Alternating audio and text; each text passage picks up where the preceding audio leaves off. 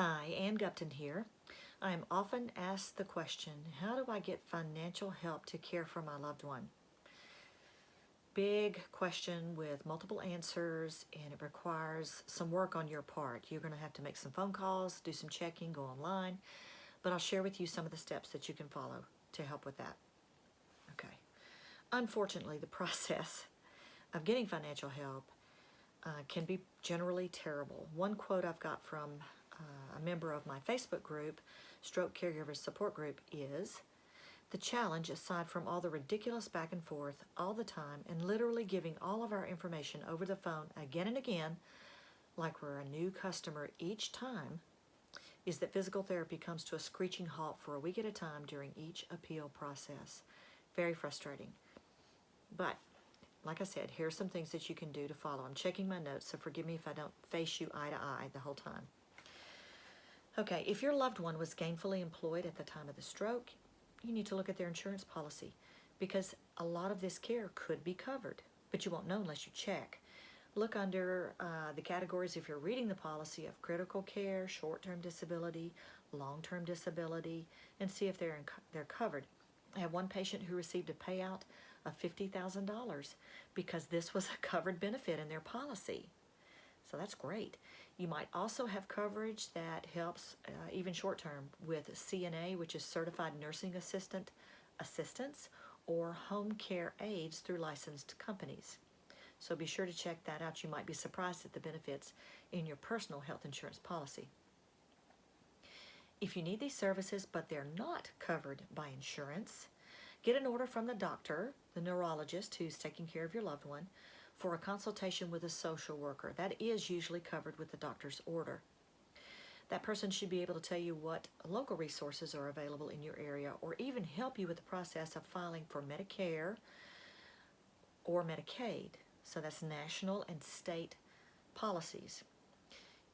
After employment is finished for your loved one, you can check into COBRA, which is a federal law that gives individuals who experience a job loss or other qualifying event the option to continue their current health insurance coverage for a limited amount of time, and I think that's around 18 months. Companies with 20 employees or more are required to participate. So check into COBRA. It's not cheap, but it is insurance. Okay, don't forget about VA benefits, the Veterans Administration.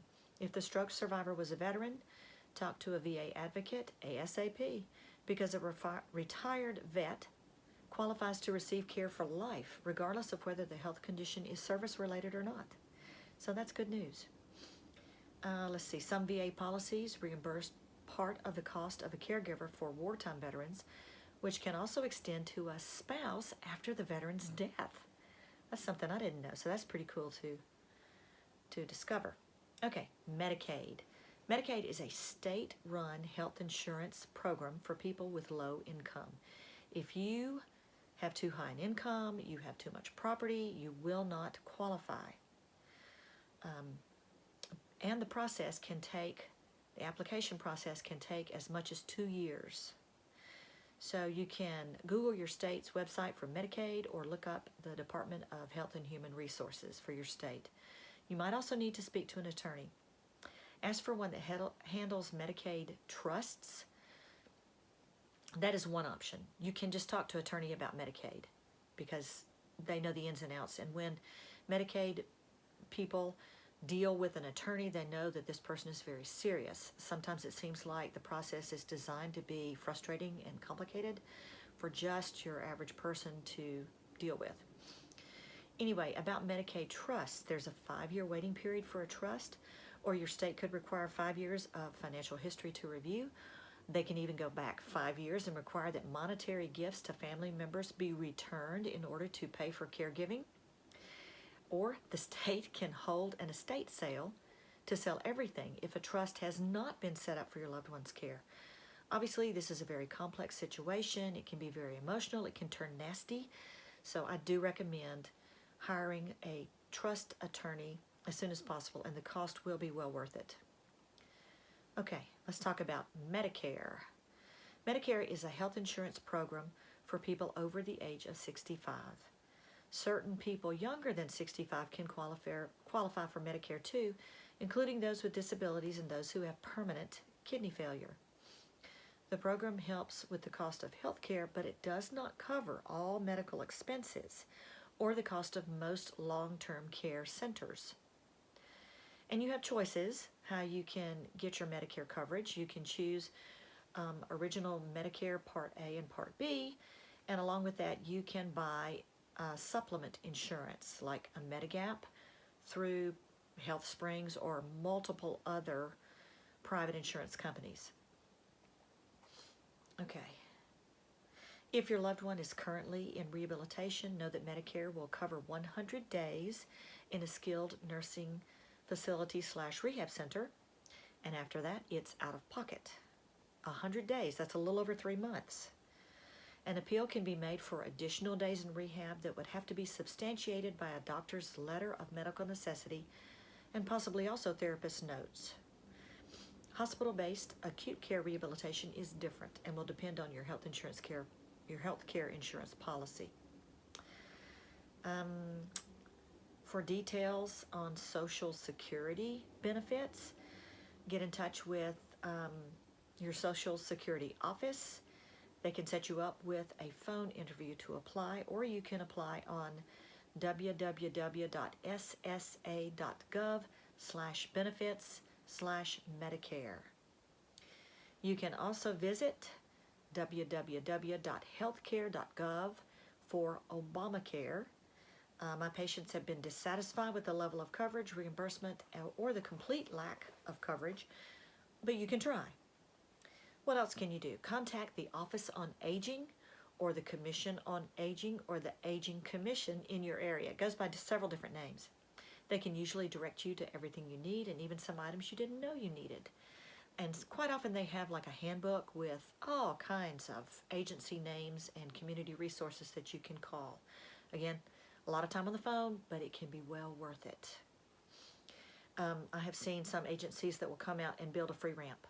I've seen some agencies that will come out and widen your doorways or help with modifying bathrooms to make it safer for bathing and other things. So it's well worth it to check into it. Some communities have local disabilities programs and services. You can look these up in the Yellow Pages online under Community Resources or Disability Programs.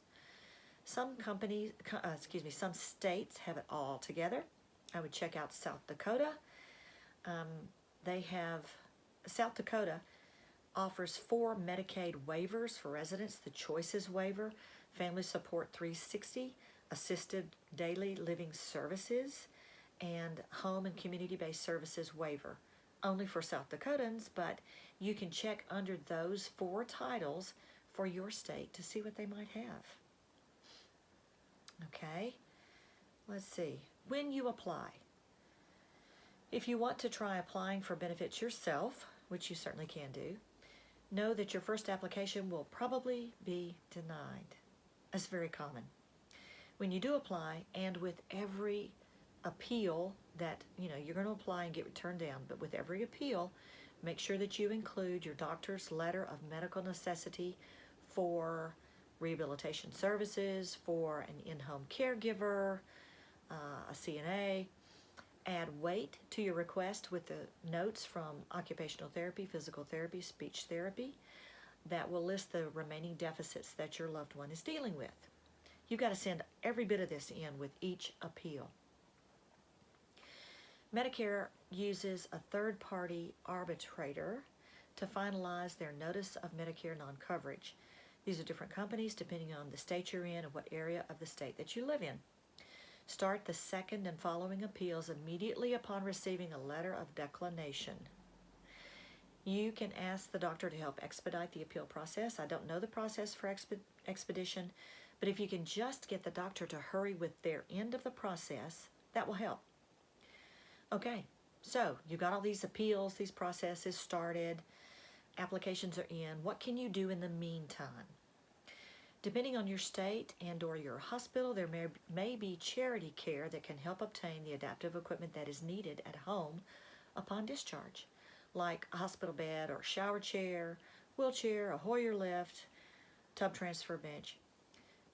But please be mindful of those who are in serious need and only use this fund if you truly need it.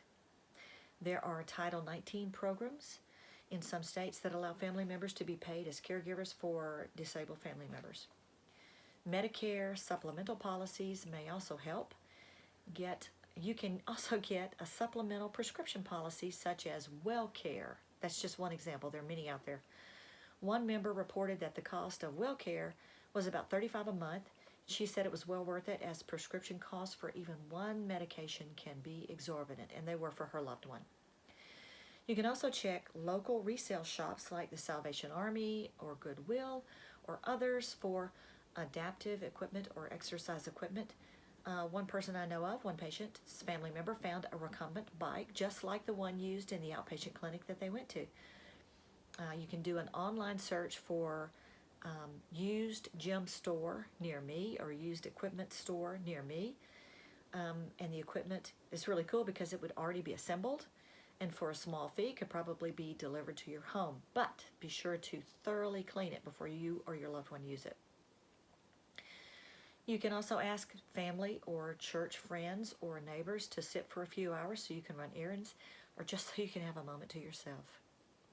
Be sensitive, though, to how experiencing a stroke patient's episode of incontinence or other needs may affect a volunteer. They may not be used to anything like what you've seen already and kind of gotten used to already. This can be truly shocking to people who are unaccustomed to such events. Prepare your loved one by having them clean, dressed, and fed before you leave the house. AARP also has excellent tips and articles, so you can look that up. My best advice for you to do right now today is to get in touch with a social worker or a case manager because it's their job to help you with these applications. The laws are ever changing and confusing, so you need a pro who has been through the process before. Call your doctor's office and get a referral to see a social worker as soon as you can. Your loved one is in a very vulnerable position and they cannot advocate for themselves. So you've got to be their voice. Stand up for them. Be the persistent voice needed because sometimes you are the only champion that they have. If you get them help, you will be helped as well.